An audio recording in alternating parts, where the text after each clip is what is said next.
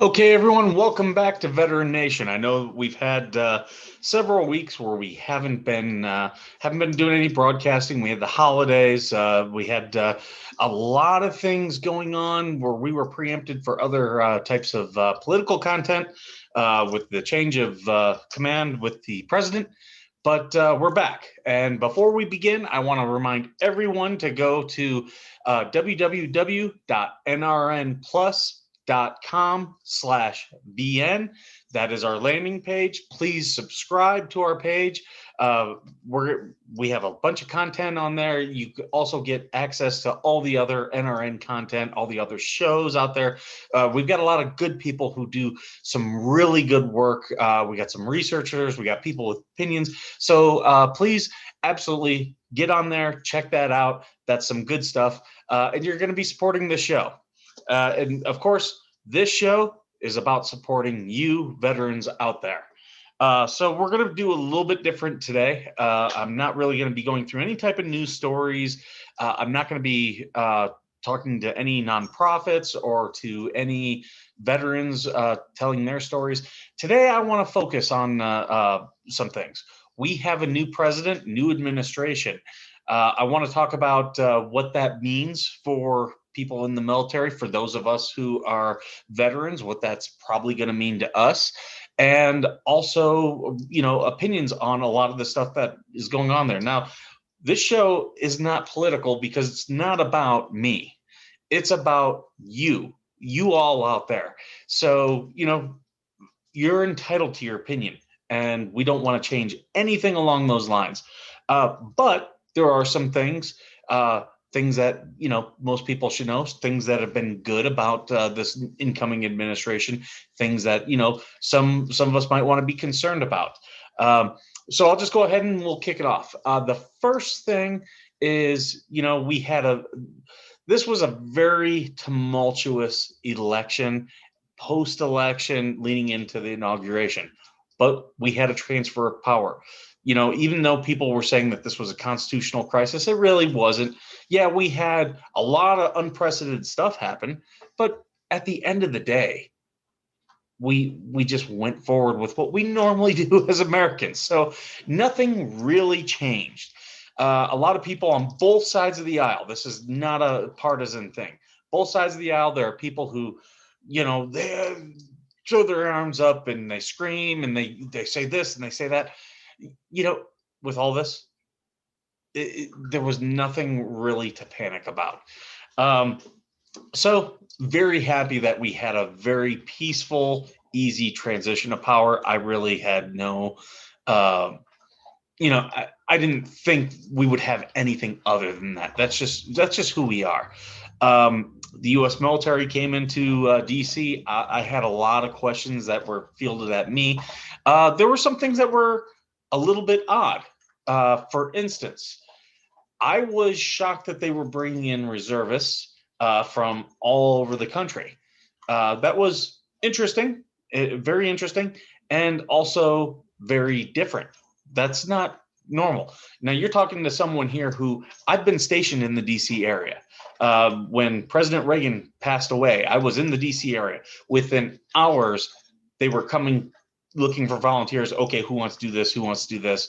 And when his body went to go lie in state, I was part of the crew that flanked along, I believe it's Constitution Avenue, flanked the road there, and the president and his family, passed us, and we gave proper honors to President Reagan and his family. That was very quickly put together. Now, when a president comes into office, that's one of the first things that they do is they sit down with them and they go over, okay, well, if you were to pass away in office or post office, what do you want to do? And they go through all that stuff. So that's one of the first things that they do, when they're brought in as president, is they make those type of decisions. I don't know if it's done in transition or post transition, but it's always there, it's done, and there's a plan in place. But having a plan and executing it, two very different things. So they went through, they executed, and went very well. There is Some things that concern me.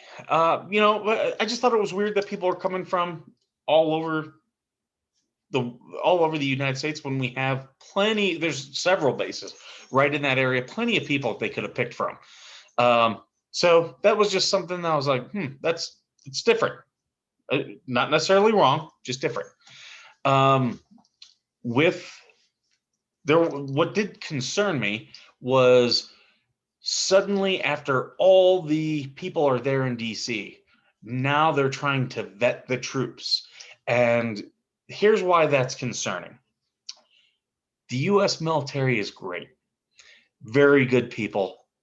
They serve honorably. They take a loyalty oath to the Constitution, just like all of our civilian leaders. We have seen no reason not to believe that all the servicemen and women who are there, that they would not have fulfilled their oath correctly. But there were reports, from what I understand, several people were removed off of posts that they've, put up on social media or groups that they were aligned with. Here's my concern. When you go for a security clearance, you are vetted for that type of stuff. Now, I don't know if all the people they took already had security clearances. Maybe they did, maybe they didn't. You get units where everybody has to have a security clearance. You get units where virtually nobody, maybe just the CEO or the sergeant major and, a couple other people, they're the only ones with security clearance. So that doesn't really show anything, but to suddenly remove people after they've already been given a position, that's very concerning to me, because that seems more like you're asking for a loyalty oath. We don't do that here in the United States. We don't have a Revolutionary Guard who is loyal to one person,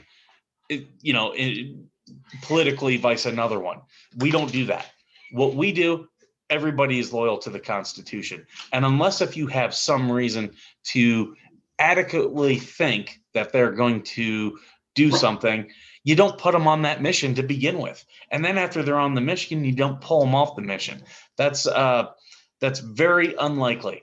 So that is concerning to me. I'm not saying that that's we shouldn't do that. It's concerning to me. Here was my thing. If that was your big concern, why not just pull everybody into the House of Representatives chamber? Because it fits everybody. That's where they do the State of the Union. That's where you do the inauguration. If you're that concerned that you're looking for loyalty out of the military members who we absolutely expect loyalty to the Constitution from them. And I mean, even with President Trump leaving, there was no, there was really no, him, even though people said that he was going to, try not to leave the White House and he was going to, invoke the Insurrection Act, stuff like that. None of that occurred. I didn't think any of that would occur. The people who were saying that stuff was going to happen were the people who said a lot of other stuff was going to happen that never came to be. So with that, there's no reason to panic. The U.S. military is going to do its job. It's going to follow the Constitution every single time. That you're not going to show me anything. So I don't like seeing loyalty. I don't want to see loyalty oaths. I think that really undermines what the U.S. military is there for. Even the last time we saw anything like that was post-Civil War, and that was with people who had already rebelled. But again, they didn't take an oath to President Lincoln or President Johnson. They took loyalty oaths back to, the Union, back to the Constitution. So I don't see anything that should suggest that we deviate from that. But let's talk about some things going forward. You're already seeing some stuff, things that, I know a lot about. The Biden administration has canceled the F-35 sale to the UAE. That's a very big thing. I can tell you this, that does not help us. I don't think that helps us one bit. The UAE is a very peaceful country. They just signed a peace deal with Israel, which is a major step. I'm talking That's a major effing step. That is huge. That shows you that the UAE is dedicated to peace throughout the region, like dedicated to it. And the UAE has said that. They have said, look, we want to be peaceful. Iran wants to be a nuclear power. Saudi Arabia and the UAE have said, we don't want nuclear weapons, but if Iran gets them, we want them. And we're going to do everything we can to get them. And, they're on the other side of the Persian Gulf. They're very concerned. Trust me, Iran would like nothing more than to take over a significant amount of Saudi Arabia and the rest of the Arab Peninsula.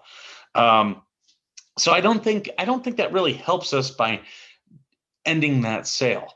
I don't see any reason that it should have been ended other than, if they weren't paying enough. But when you know how the Saudis and the Emiratis, how they act, they would have absolutely paid for it. So I think the Biden administration did themselves a disservice. I don't think they did the country a disservice. I don't think they did the world a disservice. I think they just did themselves. I don't think they're going to go into any. I don't think they're going to get any more credibility going into any other type of peace talks or any other type of deals in the Mideast peace process. They've taken someone who wants to be a very close ally and they insulted them. I mean, I hope that they, I hope that the UAE is not badly insulted. I hope that, we can have some good relations with them over the course of the Biden administration.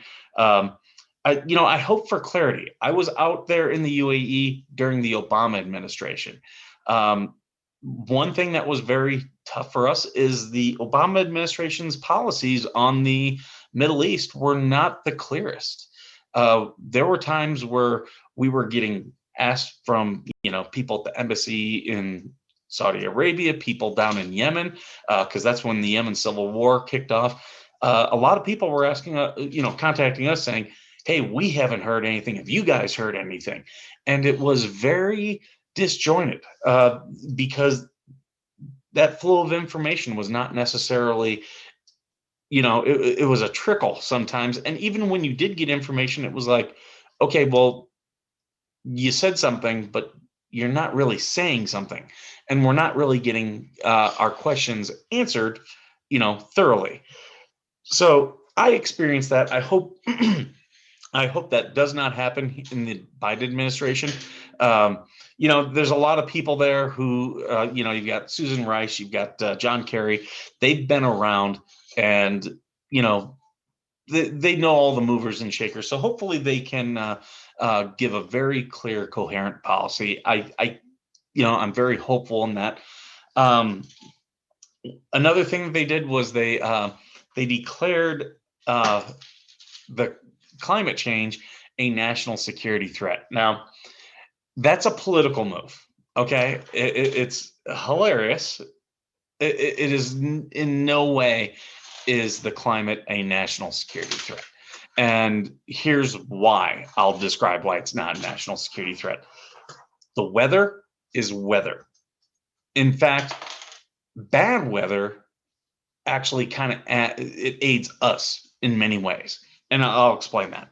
So whether, let's say we go to war with somebody, the climate is the climate. You deal with it. You adjust to it. You deal with it. I was in Afghanistan. It was 120 degrees. You learn to live. You learn to survive. And, the thing is, your enemy who you're fighting has to deal with it too. But here's why bad weather gives us advantages. And I'll use one specific example. The moon. Don't think the moon is weather. It absolutely is. If it's not a cloudy night, the moon's out. Guess what we can use? We can use our NVGs. Our NVGs are good at night. Darkness at night is the weather. Now, if it's cloudy night, now we can't do them. Now it's a little bit even. There's still things that we can use. We have things like thermals. You get your whether they're separate or whether they're on your weapon system, you can still see at night. not every country in the world has as advanced technology as us when it comes to weather related technology. Maps, okay? Maps are a big thing when it comes to weather, because a lot of places we go, there's roads. What happens if we just had rain and the road is washed out? That's why you have your intel guys. Your intel guys, they do tons of stuff with weather, uh, because they want to know. There were so many times where people were asking me about logistics stuff, and just looking, I was like, let's look at a map with the S2 guy. Bring the S2 guy over. Okay, are these bridges passable? Or if not, if they've been taken out, okay, is how high is the water? Is it something that we can drive through and just go around that bridge? That is that a possibility? So, and we have great engineers. We could do bridges. We could do, stuff. The weather is not a national security threat. It's a factor. It's absolutely a factor, but it's it's an equal thing. Just like how time is an equal thing for everybody. It's an equalizing factor. For the most part, the weather is too. They're dealing with the same cold, the same heat that we are. They're dealing with the same problems of, water or wind, the same things as we are. Very rarely do they not. And even when they don't, it's like, okay, well, we're dealing with it now, they'll deal with it later, type of thing. So it's not a national security threat. Anyone saying that it is just using a political way to try to push something.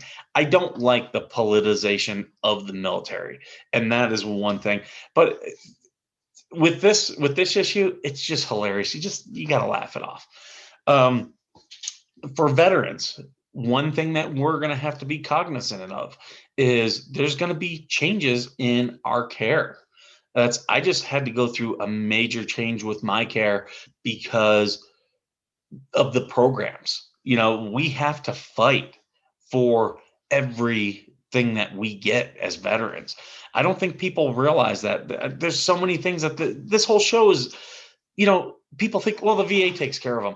No, the VA does not. That's why this show is here, so that we can put people in contact with different things. So we're going to have to keep fighting. But I don't think that's politically, Democrat president, Republican president. We had to fight through Trump for stuff. We had to fight through Obama for stuff. So we have to keep fighting.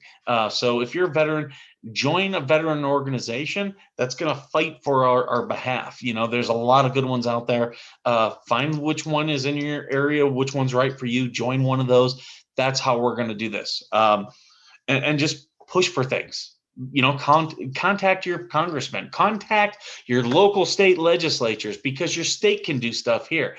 Here in California, we've got CalVet. They offer a lot of things for veterans. If you're here in California and you're a veteran, you served, your children can go to a California state college pretty much for free. There's caps and there's rules that you have to follow, but that's a pretty good deal as compared to other states who don't allow that type of stuff. Or you have to live in the state for so many years. California doesn't even, I don't even think as a veteran you even have to live in California. The kid just has to be here to go to California State College. So that's some good things. But keep fighting for those type of things. We're seeing some really interesting things in the media. People are having to fight for their First Amendment rights, and I'm not talking about being thrown off social media.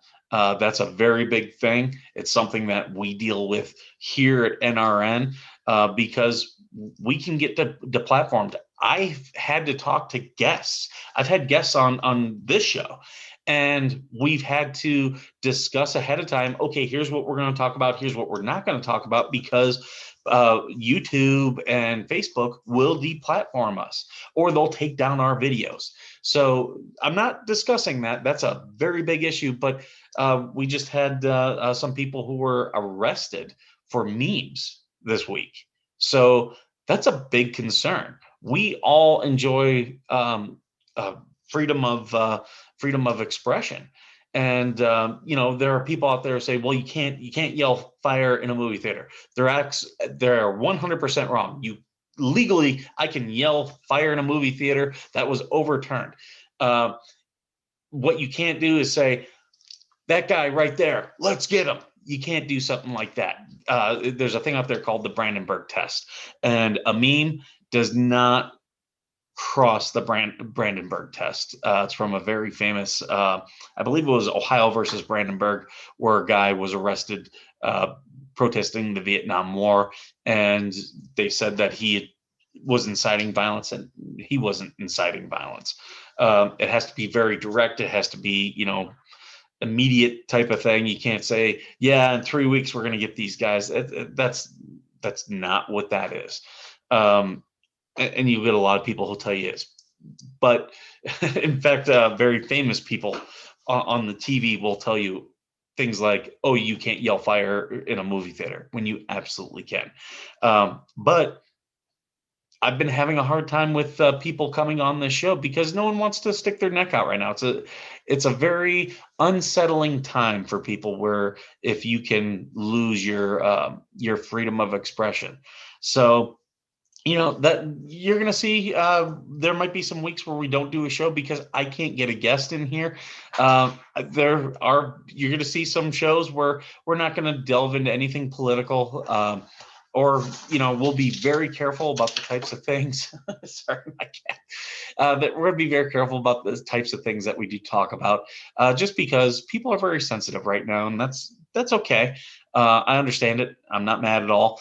You know, I served so that people could enjoy the freedoms of this country. I really hope they do take advantage of every single one of their freedoms. But you know,